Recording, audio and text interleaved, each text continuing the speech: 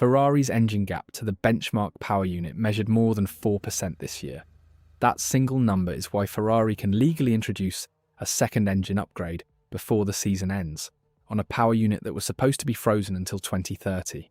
Hold that 4%, it comes back twice more before this video is done, because it decides exactly how much Ferrari is allowed to touch. Ferrari sits 72 points behind Mercedes in the Constructors' Championship, 307 against 379. On the face of it, that gap reads like a team that is out of road, chasing a rival with a faster car, and no legal way to close the distance before the season runs out. That is not what the regulation says. Buried inside the 2026 technical regulations is a mechanism that hands the trailing manufacturer, not the leading one, the right to change its engine mid-season. Ferrari qualifies for it. Mercedes, for now, does not. The mechanism is called ADUO, short for Additional Development and Upgrade Opportunities, and it lives in Article 4.2 of Appendix C5 of the 2026 technical regulations. Here is what the article actually does. Every power unit manufacturer submitted a homologated engine design to the FIA on the 1st of March. After that date, nothing about the internal combustion engine can change without specific permission, because the whole point of the regulation cycle is to stop manufacturers spending their way into a permanent advantage. Article 4.2 is the exception built into that freeze. If a manufacturer's engine falls 2% or more behind the best performing unit on the grid, the FIA grants it a development window. Between 2 and 4% behind, that manufacturer gets one additional upgrade this year, and one more in 2027. 4% or more behind and it doubles. 2 upgrades this year, 2 more next year. Ferrari's internal combustion engine was measured by FIA technical inspectors at more than 4% off the current benchmark, which the FIA has determined to be Red Bull's unit, even though Red Bull itself disputes that finding. That measurement is what unlocked Ferrari's second credit. So here's what the part actually does, and it starts with a choice Ferrari made back in the winter. The 2026 regulations removed the MGU-H, the electric motor that used to spin the turbocharger up to speed using energy recovered from exhaust gas. Without it, every manufacturer had to solve turbo lag using the turbo itself. Ferrari's answer was a smaller turbocharger, chosen deliberately because a smaller unit spins up faster and reduces the delay between throttle input and boost arriving. Early in the season, that decision paid off. At the Australian Grand Prix, Charles Leclerc went from 4th to 1st at the start, and Hamilton went from 7th to 3rd, largely because Ferrari's turbo was already spooled before the lights went out, while rivals were still catching up. Then the FIA introduced a 5-second pre-start procedure, giving every car on the grid enough time to spool its turbo before the formation lap ends. The advantage Ferrari built into its hardware got neutralised by a change to procedure, not to engineering. What was left afterward was the downside of a small turbo, with none of the upside, less peak airflow, and a straight-line speed deficit that has followed Ferrari through most of the season. You can see that deficit on screen here, and it is not a rumour, it is Hamilton's own description of it. He put the number at 3 to 4 tenths of a second per lap on the straights for the first half of the season. And that is the gap the second ADUO credit is aimed at closing. That's your first stop, and it introduces the first CTA. If you're new to the channel, subscribe and tell me in the comments where in the world you're watching this from. This channel puts a new regulation-backed video out most days, and I'd genuinely like to know how far this travels. Now for the 3 or 4 questions this whole plan hinges on. Does Ferrari's second ADUO credit definitely mean more horsepower? Not automatically. ADUO grants permission to develop. It does not guarantee a gain. Is the new part confirmed? The direction is reported by motorsport.com from sources inside the project. The exact power figure is not. Will it arrive before Monza? That is the plan being worked toward, not a promise. Is Ferrari the only manufacturer using this route? No, and that's worth sitting with for a second. Here's the mirror case, and it is the one nobody expected. When the FIA ran its first full assessment, the paddock assumed Honda, Audi, or Red Bull would be the manufacturers needing rescue, since those were the power units that looked weakest on pure lap time in the opening rounds. The FIA's performance index measures something narrower than raw lap time though: input shaft torque, Mikai engine speed, MGU-K power output, and are waiting for how sensitive each circuit is to power. Run through that index, it was Ferrari, not the presumed strugglers, that fell far enough behind to trigger the larger tier of relief. Mercedes has an ADUO credit sitting unused as well, granted under the same rules, and has simply chosen not to spend it yet. Two very different competitive positions, the same regulatory permission, two completely different responses. That is not a coincidence, it is the mechanism working exactly as intended. Development goes to whoever the data says is behind, not to whoever the headlines say is dominant. Second engagement question for you. If a team is dominating the championship and still qualifies for extra development, is that a broken rule or a working one? Vote with a like for broken, and if you think it's working as designed, drop a comment saying why, and hit subscribe while you're there, because there's more of this regulation coming apart in real time over the next few weeks. A turbocharger swap is never just a turbocharger swap, and this is where it gets specific.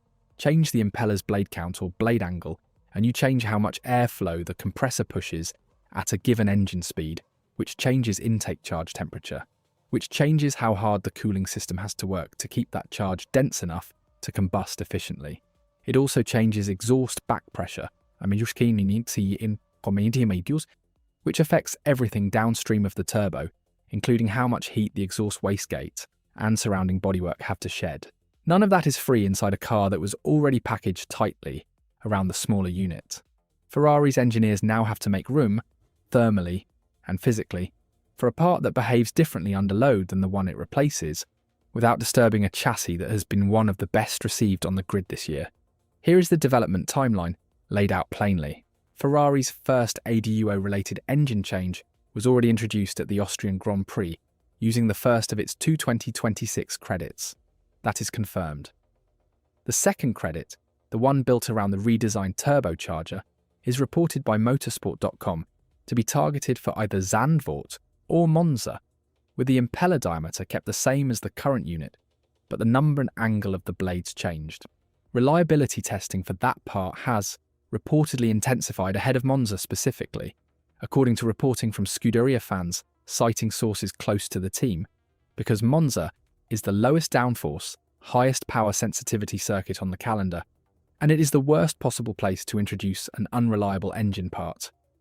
Let's put the structure of our duo on the table properly, because it explains why this timing is not an accident. The season is split into 3 assessment windows. The first closed after round 6, adjusted to Montreal once the Bahrain and Saudi Arabian races were removed from the calendar. The second closed after round 11, the Hungarian Grand Prix, right before the summer break. The third and final window closes after round 18 in Mexico. Whatever credit a manufacturer earns has to be used before the season's last race, or it is forfeited outright. There is no carrying it forward. Alongside the technical allowance sits a financial one. Manufacturers between 2 and 4% behind get up to $3 million in cost cap relief for that period. 4 to 6% gets $4,650,000. 6 to 8% gets $6,350,000. 8 to 10% gets $8 million, and 10% or worse gets $11 million, against a total 2026 cost cap of $215 million.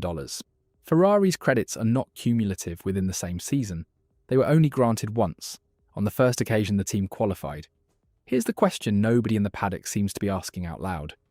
If ADUO exists to stop one manufacturer locking in a permanent advantage, why is the team currently winning the championship, the one collecting cost cap relief and extra development time, while a struggling manufacturer gets locked out because its weakness happens to sit outside what the performance index measures?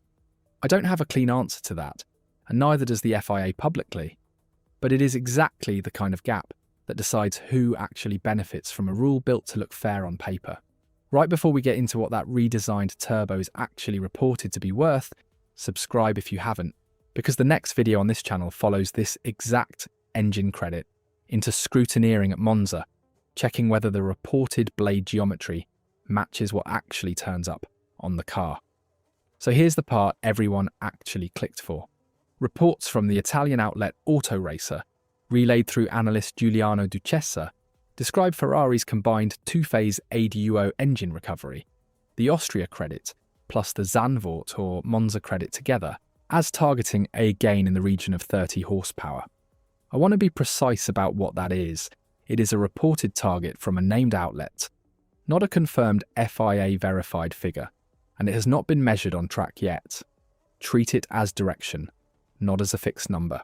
If that combined figure holds, and using the same logic Ferrari's own engineers apply when converting power to lap time on a low downforce circuit like Monza, that would translate to roughly 1 to 2/10 of a second per lap, gained purely from the power unit, stacked on top of whatever the aerodynamic changes planned for Zandvoort are worth separately. Two different systems, two different mechanisms, added together into one number that the team will actually feel at the next race weekend. And that total has to be read as a range, because neither half of it is confirmed yet. The part rarely mentioned is what this costs somewhere else. New blade geometry chasing more airflow generally raises peak combustion chamber temperatures, which is exactly why the reported redesign includes advanced materials rated for handling higher heat. Better materials cost more of the engine budget, and that budget is bound by the same $215 million cost cap that covers the rest of the car, even with ADUO's extra allowance layered on top. Every dollar spent chasing straight-line speed at Monza is a dollar not spent refining the floor or the front wing for a circuit later in the year. Ferrari's own upgrade count this season, 35 parts introduced in the first half against Red Bull's 37, and Mercedes' far more selective 23, shows a team willing to spend broadly rather than save for one big swing.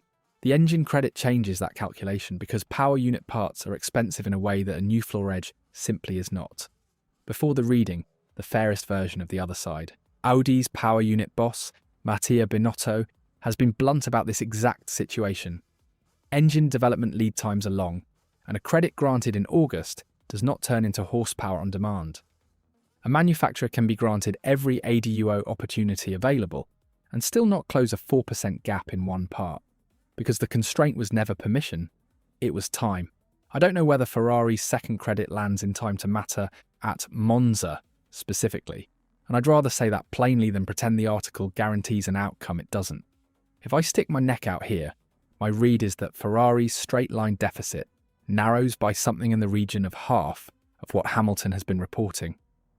By the time the calendar reaches Austin in the autumn, mostly because of this credit and partly because of the aerodynamic package layered alongside it, I could easily be wrong about the size of that gain, and Monza itself in a couple of weeks is where that read gets tested against actual sector times.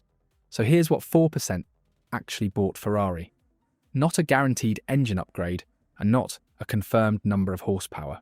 It bought 2 legal windows to change a part of the car that regulations elsewhere say cannot be touched, at exactly the moment a smaller turbo and a changed start procedure turned what was meant to be an advantage into a straight-line weakness. Whether that 4% turns into a genuine shock to Mercedes' championship lead or just a smaller gap on paper gets decided on track, not in this video, and not in a press report from an Italian outlet either. Zandvoort opens the second half of the season this weekend, and Monza is where the second credit is reported to land. That's where this number gets tested for real. Subscribe if you want the breakdown when the scrutineering documents come out, because I'll be checking the reported blade geometry against whatever the FIA actually publishes. Was Ferrari's second half genuinely built on regulation or on rumour dressed up as one? Tell me which one you think it is. Hit like if you want more of these engine breakdowns, and I'll see you in the next one. Until the next one.